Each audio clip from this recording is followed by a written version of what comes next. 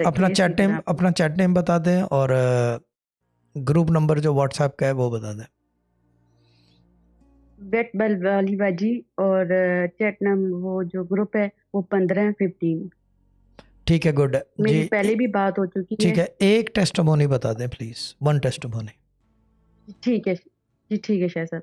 मेरी जो प्लॉट के लिए पैसे लिए थे फर्स्ट टाइम जो थे 8 लाख आ गया था, 8 लाख रुपया 112211। और जो पर्स में ब्लू पर्स में मैंने जो 18 रुपये रखे थे जैसे आपने बताया था। ठीक है, फिर उसके बाद फिर 7 लाख आ गए थे। फिर उसके बाद फिर आपने उस वक्त दुआ दी थी, तो 1.5 हफ्ते बाद अल्लाह का शुक्र है 7 लाख रुपया दोबारा आ गया था। यानी पूरे काम पैसे हो गए घर का थे। हो गया। जी अल्हम्दुलिल्लाह, अल्लाह का शुक्र है आपकी दुआ से। ठीक है, तो इसका मतलब ये कि आपका अपना घर हो गया है, क्या है ये? प्लॉट ले लिया था, प्लॉट ले लिया, अपना प्लॉट हो गया है। तो अब ये कि घर जी बनवाएंगे उसके ऊपर?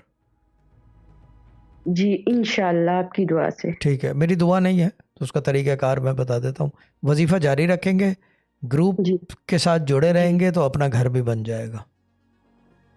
इंशाल्लाह ठीक है, इंशाल्लाह। ठीक है।